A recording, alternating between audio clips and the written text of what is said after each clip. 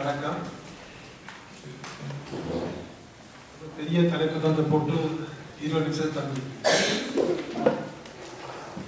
நாம் செய்யக்கூடிய எல்லாம் ஒரு தொட்டு காட்டுற மட்டும்தான். ஆனால் இப்போ நான் வாசகர்கள் சிறந்த ஆய்வாளர்கள் நம்புறேன். அதை நீங்கள் பிறகு எடுத்துக்கொண்டு போகலாம். இப்போ இங்கே மார்க்சியம் இலங்கை தேசிய பிரச்சனை கொண்டு தலைப்புல பார்க்கலாம். முதலாவது இந்த மார்க்சியம் பற்றிய எல்லா புரிதல்கள் பற்றி ஒரு கேள்வியை நான் எழுப்ப. இப்போ மார்க்ஸ் தன் ஃபைபாக் பற்றி ஆய்வுகளில் 11வது ஆய்வுகளை வைக்கிறார். இதுவரை வாழ்ந்த தத்துவ ஞானிகள் உலகத்தை பலவாறு விவரிக்கப்பட்டுதான் செய்திருக்கிறார்கள். பிரச்சனை இரண்டாவது மாற்றுவார்கள். இப்போ மார்க்ஸ் தன் ஆரம்பமே உலகத்தை மாற்றி அமைக்கின்ற கரிசனைலாம் தொடங்குகிறார். தத்துவ ஞானியா இருப்பதா போராளியா இருப்பதுல புரட்சியாளராக தான் இருக்கிறார். ஆனா எந்த புரட்சியை வெற்றிகரமான அமைவதற்கு ஒரு உலக கண்ணோட்டம் அவசியம் என்ற வகையில் அவருடைய தத்துவ அக்கறைகள் அமைஞ்சிருக்கின்றன. அப்ப இன்றைக்கு பெரும்பாலும் மார்க்சிய கோட்பாடு சொன்னேன் படாமல் எல்லாருக்கும் காட்டுற ஒரு மேற்கோள் இருக்குது. 1959ஆம் ஆண்டு அரசியல் பொருளாதாரத்துக்கான முன்னுரை குறிப்பிட்ட சொன்னீங்க. இந்த அடித்தளம் மேற்கட்டுமானம் பற்றி உறவு எழுதுகிறார். அப்ப ஒரு சமுதாயத்தில் நடக்கிற உற்பத்தி முறை நீங்க அடிப்படையா இருக்கின்றது. அதுல மேற்கட்டுமானம் தான் சட்ட கலாச்சார குடும்ப அமைப்புகள் இருக்கின்றது, அரசியல் அமைப்புகள் இருக்கின்றது. அந்த சாராம்சமா இருக்குது. இப்ப இதுல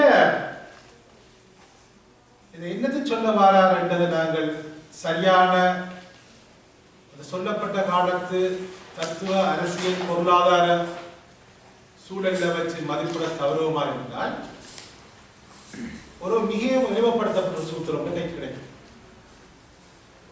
பொதுவாக பொருளாதாரம் விமர்சிக்கப்படுறது. அப்ப அந்த குறிப்பா அந்த தத்துவ சூழலுக்கு கொஞ்சம் அவசியமா இணைக்கப்படுது. ஏனென்றால் இப்ப கார்ப் அதுக்கு முதல் எங்களுக்கு முந்தைய இருந்த தத்துவ ஞானி அனுபவவாதத்தை விமர்சிக்கும் போது சொல்ற புலக்காட்சிக்கும் புல அறிவுக்கும் இடையில ஒரு இடைவெளி இருக்கிறதா சொல்ற. அனுபவவாதிகள் சொல்ல வெறுமனை வரும் புற உலகத்தை பிரதிபலிப்பதுதான் அறிவு என்றதுக்கு மாற்றாக புலக்காட்சி வெறுமனை பிரதிபலிக்கப்படையில் அதுக்கு இடையில ஒரு இடையீட்டு செயல்பாடு மீடியேஷன் நடக்குது என்ற விஷயத்தை வலியுறுத்துறார். அவ்வாறு அந்த மீடியேஷன் செயல்பாட்டுல காலம் இடம் போன்ற புலன் சார்ந்த கருத்தாக்களை அளவு பண்பு போன்ற இன்னொரு புலன் சாரா கருத்தாக்கங்களும் முக்கிய பாத்திரம் வகிக்கிறது வலியுறுத்துறது காண்கின்ற தத்துவம். அதன் பேர் அலைட்ரான்செண்டல் பிலோசபி சொல்லுவாங்க. இதை தொடர்ந்து வர ஹெகலும் அதே குறிப்பிடுறார். திரும்ப அந்த கான்சன் அதே வர்த்தங்களுக்கு அர்த்தம் கொடுக்கிறார். அப்ப இங்கே மார்க்ஸ் தன்னுடைய காலத்தில் ஆரம்பத்திலிருந்தே பல தத்துவ ஞான நூல்கள் எழுதினாங்க. ஜெர்மன் ஐடியாலஜி, மற்றது டூரிங் மறுப்பு, மெய்யரின் வறுமை, இயற்கை இயக்கவியல், இப்படி பல நூல்கள் எழுதினாங்க. அவங்க தமது தத்துவத்தை ஒரு சிஸ்டமாக வரையறுத்து முன்வைக்க. உதாரணமா ஹெகல் அல்லது காண்டு தெரிஞ்சாதையும் அவர் புலன் அறிவுல இருந்து தொடங்குவார்கள். அப்படி போய் கடைசியா சமுதாயம் பற்றி அவர் கருத்து வரைக்கும் அது போகும். அப்படிப்பட்ட ஒரு முறைப்படுத்தப்பட்ட இரண்டாவது ஒரு வாழ்க்கை முழுவதும் செய்ய வேண்டிய பணி. அவர் இவர் புரட்சியாளர் என்ற வகையில் அதை ஒரு தங்கள் கடந்து எடுத்து கூட வந்துட்டாங்க. பின்னுக்கு ஒரு ஜெர்மன் சித்தாந்தம் பற்றி சொன்னா அதை ஆரம்பத்தில் பிரசிக்க முயற்சிச்சா அது நடக்கையில ஒரு எரிகட்ட அவசரத்துக்கே விட்டு விட்டோம். அப்ப அவைக்கு அதை விட முக்கியமா இருக்கிறது மற்ற மூலதனம், மற்ற போராட்டத்தில் ஈடுபடுவது, அவை பற்றிய மதிப்பீடுகள் மிக முக்கியமா இருக்கு. அப்ப இப்படி ஒரு சிக்கா இதுல நடக்குது. அப்ப பின்னுக்கும் என்ன சொல்றாரு, மற்ற தத்துவ விஷயங்கள் எடுப்புறாரு. அடுத்து சார் சொல்றார், மார்க்ஸ் தத்துவத்தை ஒரு வாழும் வடிவத்துல மூலதனத்தில் வச்சிருக்கிற வழியே திட்டவட்டமான ஒரு எக்ஸ்பிரஸான வடிவத்தில் வைக்க. அதே லெனின் சொல்றார், ஹெகலுடைய தர்க்கவியல் லாஜிக்கா கொள்ளையிட்டால் மூலதனத்தில் முதலாவதியார் விலங்கை விளக்கார். அப்ப இது ஏற்கனவே வெளிப்படையாக சொல்லப்பட்டிருந்தால் திரும்ப ஹெகல தாஸ்கி சொல்ல வேண்டிய தேவை. அப்ப இந்த சிக்கலுக்கு அப்ப இப்படிப்பட்ட ஒரு திட்டவட்டமான ஒரு ஒரு பாரடைம் இல்லை என்றால் மார்க்ஸ் சொல்ல வாரது இந்த அடிப்படை மேற்கட்டுமான சொல்ல வாரது உண்மையா சரியா அப்படி விடாது. அப்ப டக்குனு ஷார்ட் சர்க்கிட் நடக்கும். அது நடந்த நேரடியாக பொருளாதாரம் தான். பொருளாதாரம் அப்படியே நேரடியாக சமூக கட்டுமானங்களை நிர்ணயிக்கிறது. அந்த ஒரு வகையா மெக்கானிக்கல் வரப்போ யாத்திரிகவாதம் வரப்போ. அப்ப இந்த ரெண்டும் வந்து மார்க்சியத்துல முக்கியமான பிரச்சனையா இருக்கு இன்றைக்கு நான் பார்த்துறேன். அப்ப கிட்டத்தட்ட மார்க்ஸ் சொல்றாரு என்றால் உதாரணமா மூலதனத்துக்கும் உழைப்புக்கும் உரிய இடையிலான முரண்பாடு தான் மிக பிரதான முரண்பாடு சம்பந்தம் சொல்லியிருக்கல. அது சும்மா நேரடிய வாழ்க்கையில் நேரடியா சொல்லி நாங்கள் ஒரு தொழிலாளி சூழ்ச்சியோ ஒருத்தரையும் காட்டிடலாம். யாரோ கந்தனோ அல்லது அப்துல் காதரோ ஒரு ஜோஜோ தான் தொழிலாளியா இருப்பார். அவர் ஏதோ ஒரு மொழியை சேர்ந்த ஏதோ ஒரு மதத்தை சேர்ந்து ஏதோ ஒரு கலாச்சார பின்னணி ஒரு பாலினத்தை சேர்ந்து ஒரு பால்வகை நடவடிக்கை கொண்ட பல்வேறு நம்பிக்கையில கொண்ட ஒரு மனிதன். ஆனா இப்ப இந்த தொழில் உழைப்பு மூலதனம் கருதுன்றால் அவர் சமுதாயவாதத்திலிருந்து 3 வகை சூட்சுமப்படுத்தலை ஏற்படுத்துறார். அப்ஸ்ட்ராக்ஷன் லெவல் ஆஃப் அப்ஸ்ட்ராக்ஷன் நடக்குது. முதலாவது சமூக உருவாக்கத்திலிருந்து பொருளாதாரத்தை பிரிச்சிருக்கிறார். பொருளாதாரத்துல நிலப்புறத்துல முதலாளத்தின் மற்ற வடிவங்கள் சின்ன வடிவங்களை எடுத்துட்டு தனியே பெருமித உற்பத்தி எடுக்கிறார். அதுல அப்புறம் எல்லா காரணத்தையும் கட்சி போட்டு மூலதனத்தையும் உழைப்பை மாத்திரம் எடுக்கிறார். இது எல்லா விஞ்ஞான ஆய்வுகளையும் நாங்கள் செய்கிற முறை. உதாரணம் பௌதிகம் ஒன்று கேட்டால் பௌதிகம் உலகத்தில் ஏதோ சாமான் இருக்கு கையில இருக்கட்டும் மசில் வேலை செய்யறதா நாங்க நம்புவலா படிப்பிச்சிருக்கோம். ரசாயனம் கூட தனியே உயிர் ஓட்டத்துல உயிருக்குள்ள இருக்கிறத பிறகு நாங்கள் ரசாயன பகுப்பாய்வு நடந்து கொண்டிருக்கோம். அதுக்கு எலக்ட்ரிக்கல்ல நடக்குது. அப்ப நாங்கள் என்ன செய்யறோம் வசதிக்காக சில துறைகளை பிரிச்சு எடுத்து ஆய்வுகளை செய்கிறோம். ஆனா அது என்ன செய்யறோம் அப்படி இறுகி போய் விட்டோம்னால் கண்ட சிக்கல் இருக்கு. அப்ப இப்ப லெனின் வந்து திரும்ப சொல்றார் ஸ்தூலமான நிலைமைகள் ஸ்தூலமான ஆய்வுகள். அப்ப நாங்கள் சமாஜத்துக்கு திரும்ப நடைமுறைக்கு போகணும் ஸ்தூலமான நிலைமைக்கு போக வேண்டியிருக்கு. அப்ப சூட்சுமப்பட்ட சூத்திரங்கள்ல வந்து திரும்ப நாங்கள் ஸ்தூலமான நிலைமைக்கு வாங்கணும். எந்தெந்த விஷயங்களை கடந்து போகணுமோ அதில் மீண்டும் உள்வாங்கியாக கொண்டு இருக்கு. அது நானே மீடியேஷன் எடுப்பாங்க. அப்ப மீடியேஷன் கூட அதான் திரும்ப யாருக்கு வருது இந்த கோட்பாடு. இப்ப அடுத்து நாங்கள் திரும்பி இந்த செய்கிறோம். இப்ப நாங்கள் தேசிய விஷயத்தை தேசியவாதம் பற்றி வருவோம். பொதுவாக பல்வேறு ஆய்வாளர்கள் சொல்ற விஷயம் மார்க்சிய மூலவரிடம் தேசியவாதத்தோட ஒரு திட்டவட்டமான கோட்பாடு இருக்கின்ற ஒரு முழு நிறைவான கோட்பாடு இருக்கின்ற அது சரியான வாரம் தான் நான் கருதுறேன். அவ்வப்போது அந்தந்த பிரச்சனை வரைக்கும் ஒரு தற்காலிகமான முடிவெடுக்கிறேன். அதுக்கு தொடர்ச்சி இருக்கு மாற்றங்கள் இருக்கு. அதை மறக்கையில ஒத்துக்கொண்டுதான் சொல்றாங்க. நாங்கள் அப்போ அப்படி மாற்றோம். ஆனால் இப்ப எங்களுக்கு தெரியுது இந்த மாதிரி மாற்றிக்கொண்டு போடுவோம். அயர்லாந்து பிரச்சனையில முதல் பிரிட்டிஷ் தொழிலாளர் வர்க்கத்தின் புரட்சி அயர்லாந்துக்கு விடுதலையை கொண்டு வரணும்னு பார்க்கிறார்.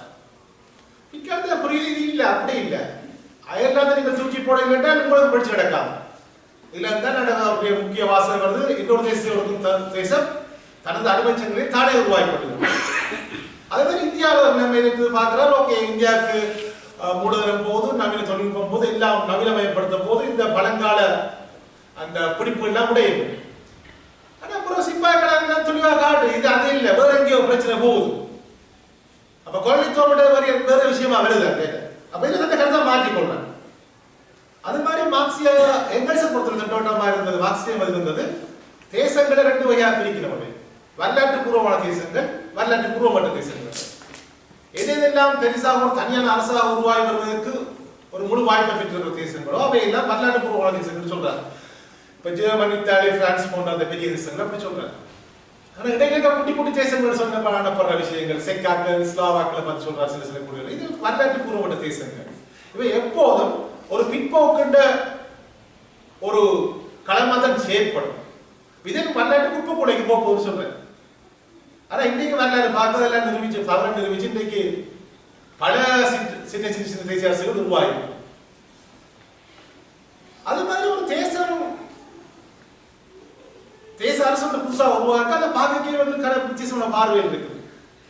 இங்க பார்க்குவோம் இன்னைக்கு நாங்கள் பார்க்கிறோம் அது முற்போக்கு தலைமை பிற்போக்கு தலைமை எல்லாம் பாதிக்கப்படும். ஜெர்மன் யூனிபிகேஷன் அவருடைய வாழ்க்கை காலத்துல அவருடைய சொந்த நாடு பிஸ்மார்க் தலைமை இப்படி நடக்குது. அந்த நினைப்பு சிம்பிளா நடக்க இல்லை. அப்போ ஒரு பக்கம் ரஷ்யா பெரிய அரசா இருக்கு, இன்னொரு பக்கம் ஆஸ்ட்ரோ ஹங்கேரி அரசு இருக்குது. இது ரெண்டிலும் ஏதாவது பலமா இருக்குது ஜெர்மன் கொண்டு உருவாக்கக்கூடியது. இடையில நடத்துறவருக்கு ஜனநாயகம் முழுக்க எல்லாம் கூடி பிராங்க்ஃபர்ட் ஒரு கான்ஃபரன்ஸ் கூட்டி டிஃபரெண்ட் டெமோக்ராட்ஸ் ஒரு லைனை வைக்கிறோம் ஜெர்மன். அதை சப்போர்ட் பண்றதுக்கு ஒரு நிலைமை. அப்புறம் பின்னுக்கு பிஷ்மா கிடைக்கிறார். பிஷ்மா கிடைக்குள்ள முதலாளிகளுக்கும் பயங்கரமான நிலப்பரவர்களும் அதன் தலைவர்களாக இருந்த ராணுவ குழுக்கள் செய்யுது, ஜங்கரன் செய்யல.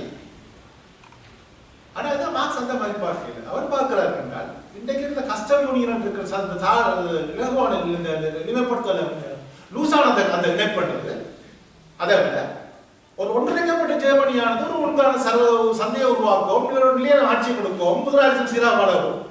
அது கூட தொழிலாளர்கள் பலப்படும் புரட்சிக்கு வாய்ப்பாக கொண்டு பார்க்கிறேன். இந்த விஷயத்தை சோசியலிஸ்ட் தடை கொண்டு வர. ஆனா இது வந்து முற்போக்கா பிற்போக்கா சரி ஆதரிக்கிற பிரச்சனையா இருக்கு. இதே மாதிரி நடக்குது. எடுத்தோம்னா அது முழுக்க விஷயங்கள் வந்து பல்வேறு அரசுகள் சம்பந்தப்பட்டு வருது. 3 பேரரசுகள் குறிப்பாக சொல்லக்கூடியது ரஷ்ய பேரரசு, ஆஸ்ட்ரோ ஹங்கேரி, ஒட்டோமான் எம்பயர் இருக்கு. இதுக்குள்ள இருக்கிற சில தேசிய குழுக்கள் எல்லாமே என்னோட விஷயங்கள் பாருங்க. இதுக்கு அஜெண்டாலும் பாடநெறி பற்றி வந்துட்டு அப்ப அதை கையை மையமா வச்சு கொண்டு விஷயங்கள் அணுகப்படுது. அப்ப புரட்சியோட்டு கைது கூட நிலைமையில் இருக்கக்குள்ள இது தேவைப்படாது. அதனால உத்தரவாதம் உங்களுக்கு. அப்ப இவர வாதம் வருது ஒடுக்கும் தேசம் வந்து பிரிச்சு போதுக்கு ஆதரவு அளிக்கப்படும். அதில் புரட்சி வர்க்கங்கள் தொழிலாளர்கள் ஒடுக்கப்பட்ட தேசம் உங்களுக்கு நிச்சயமா இவரை ஐக்கியத்துக்கு ஆதரவா இருக்கு. ஆனா அதை மாதிரி நிக்கிறது போகும், அது பிரிச்சு போற நடக்குது பின்னாடி போகப்படும். அது மாதிரி ரோசா லக்சம்பர்க் வந்து நிக்கிறார் என்னடாண்டால் போலந்து ஆக்கிரமிக்கப்பட்டு ரஷ்யால மற்ற ஜெர்மனியால பிடிக்கப்பட்டிருக்கு. அப்ப சொல்ற ரஷ்யாவுடைய பொருளாதாரத்தோட போலந்துல பொருளாதாரம் முழுக்க இணைக்கப்பட்டிருக்கிறாங்க. போலந்துக்கு சுயநூறுமே சாத்தியமற்றது சொல்றாரு. அது பொருளாதாரவாதம் என்ன வராது தவறு நிரூபிச்சு போடுது. அப்ப இப்படி வந்து இதை விட ஆஸ்ட்ரோ ஹங்கேரியன் மார்க்சிஸ்ட் ஓட்டோ பாவர் கார்பனர் கொண்டு வந்தது மீனகத்தில் மிக விரிவான வித்தியாசமா இருக்குது. அப்ப இந்த விஷயங்கள் எல்லாம் பெரும்பாலும் எங்களை மெயின் மார்க்சிய சொல்லாடலுக்கு வராமல் இருக்கிறது தமிழ் சொல்றதுலாம் கவனிக்கிறோம். இன்னைக்கு ஸ்டாலின் எடுத்தோம்னா ஸ்டாலின் காலத்துல அவர் ஆரம்பத்துல சொன்ன தேசிய வரையறை அது எல்லாத்தையும் விட்டுட்டு பார்த்தார். அவர் மாத்தான பாடல்களுக்கு புரட்சியாளர் தேசியவாதத்தை இப்போ எதிர்க்கிறான படங்கள் இப்ப அண்மையில கூட எழுதப்படுது. 1931 அவர் 32 செய்யறாண்டா அவர் அந்த எல்லா மேனேஜரியல் இண்டஸ்ட்ரியல் மேனேஜர்ஸ் எல்லாம் கூப்பிட்டு கதைக்கிறார். அப்ப சொல்லிங்க அவர் ஒரு பச்சை தேசியவாதம் பேசுறாரு. அன்னை ரஷ்யா முந்தி பலவீனம் இருந்த போது அவங்க அடிச்சாங்க, இவங்க அடிச்சாங்க, டோக்கியோ இட்டமானப்ப அடிச்சது, ஜெர்மன் அடிச்சது, எங்களுக்கு நாங்கள் பலவீனம் இருக்க முடியாது, இப்ப சோசியலிசம் முடிச்சு தந்த ரஷ்யா இருக்குது பலப்படுத்தணும்னு சொல்றேன். அப்ப இங்க நாங்கள் பாடலுக்கு சர்வதேச காணை சோசியலிஸ்ட காணை ஒரு தேசியவாதத்தை நாட்டு பொருளாதாரத்தை அட்ரஸ் பண்றாங்க. அப்புறம் ஜெர்மன் புரட்சியில் படகுக்கு போந்த காலத்தில் நடக்கிற ஒரு புதுசா வைக்கப்பட்ட சிப்பாய்களுக்கு மணியனுக்கு அவர் இவன் சாருங்களை பற்றி பேசுறார் தூக்கியில. இவங்க எல்லாம் மாநாட்டில் மிக மோசமான கலைஞர்கள். ஆனா அந்த தேசிய உணர்வு தூக்கணும் நடக்குது. அப்ப இது என்ன நடக்குது என்றால் இந்த தேசியவாதம் தொடர்பாக நாங்கள் மிகவும் பொறிக்கெடுக்கப்பட்ட சில மொழிபெயர்த்த படைப்புகளை மட்டும் படிச்சு கொண்டிருக்கிறோம். இந்த விஷயங்களே மிக தவறாக புரிஞ்சு கொண்டிருக்கிறார் எனக்கு அபிப்பிராயம் இருக்கு. இப்ப இன்றைக்கும் பார்த்தோம் என்றால் பெனடிக்ட் ஆண்டர்சன், கெல்லர், ஹரோஸ் டேவிஸ், டாம் மேரின், இப்படி மைக்கேல் லோவி, யூஜின் காமன் இப்படி ஒரு பெரிய பட்டியல் இருக்குது. அப்ப இவர் யாருமே கூட சொல்லாடக்கூடிய வராமல் ஒரு தெரிஞ்சிருக்கப்பட்ட வாசகம் வச்சிருக்கோம். தேசியவாதம் எப்போதும் பிற்போக்கானது, முதலாளிகள் நினைச்சாங்க. அப்ப இப்படி வாதம் இல்லாம நான் சில தேடிக்கொண்டு போக்கிற வேலை இருக்கிறாங்க.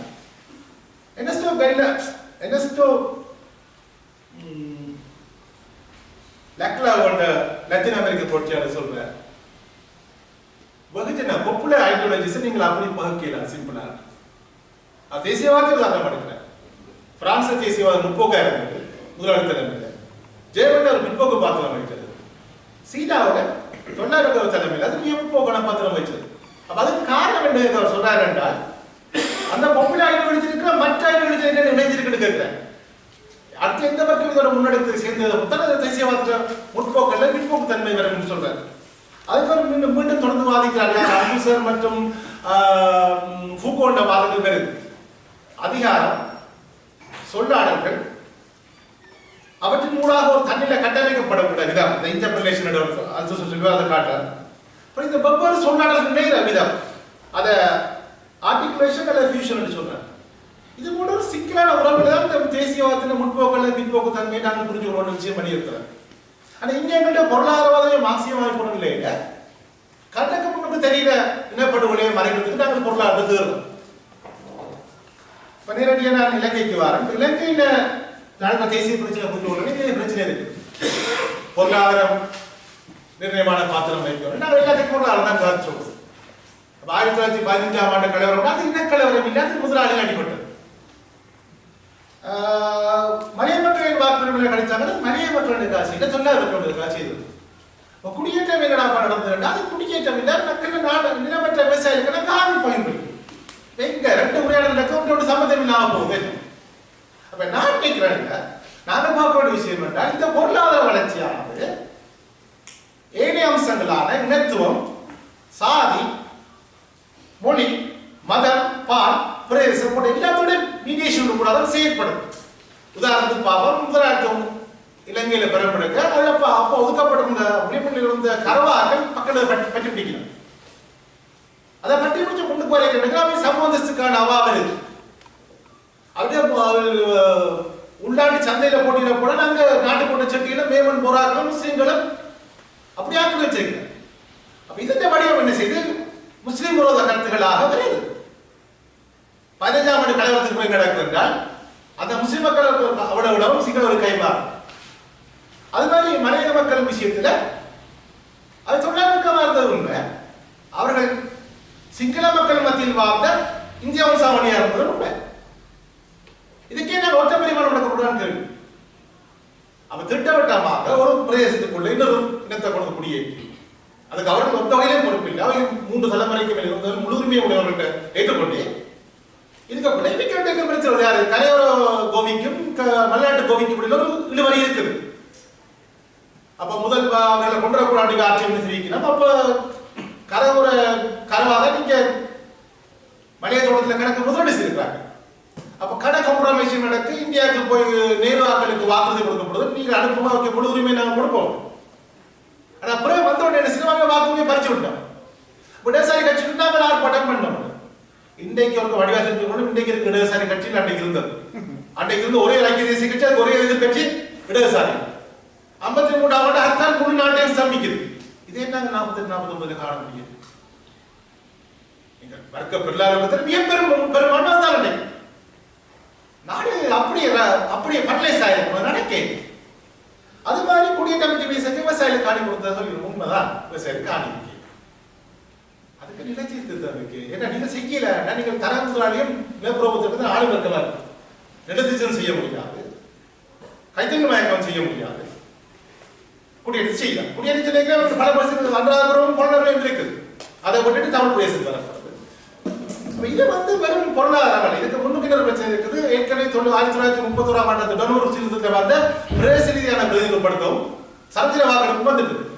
அப்ப இந்த வளர்ச்சி விடாத ஆளுநர்கள் போதிய பிரச்சனை படாத சமூகத்துல ஜனநாயக உரிமைகள் உருவாகாத சமூகத்துல அவை அந்த ஜனநாயகத்தை மேல்புலேட் பண்ண பார்க்கணும். எப்படி சனத்தவ குடிப்பரப்படமுள்ள மாத்திரைகளும் தங்கட எண்ணிக்கையை கூட்டலாம் இடமே.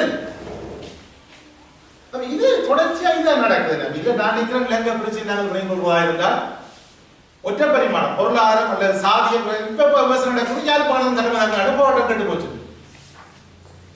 பள்ளி தலைமையாக ஒட்டுமே இருக்கிறது. ஒற்றை பரிமாணத்துக்கு போறோம்.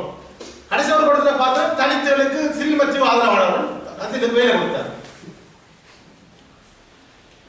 முடிக்க வேண்டிய நேரம் வருது. மிக நேரம் இன்னைக்கு தீர்வு வரைக்க இது இலங்கையோட பல்சாத்திய சமுதாயம் என்று ஏற்றுக்கொண்டு பல்கலாச்சார சமுதாயம் ஏற்றுக்கொண்டு இந்த நோக்கில் அரசியலமைப்பு திருத்தப்படுமா என்றால் தீர்வு இருக்குது. இல்லை என்றால் கான்சன மாதிரி பர்பச்சுவல் பீஸ் ஒருத்தர் சொல்றேன், நீங்கள் ரேஷன் இந்த முடிவு பீஸுக்கு வருவீங்க, இல்லைன்னா யுத்தத்தின் கலைப்பு உங்களை செல்லு. ஒரு காலம் அமைதி சுடுகாட்டுக்கு மேல சமாதானம் வராது. அந்த ரேஷன் தெரிவு செய்யறதா அல்லது சுடுகாட்டில் தெரிவு செய்ய போறாங்க சிங்கள தேசத்தை நினைக்க வேணும். இத்தனை முடிச்சு கொண்டு வணக்கம்.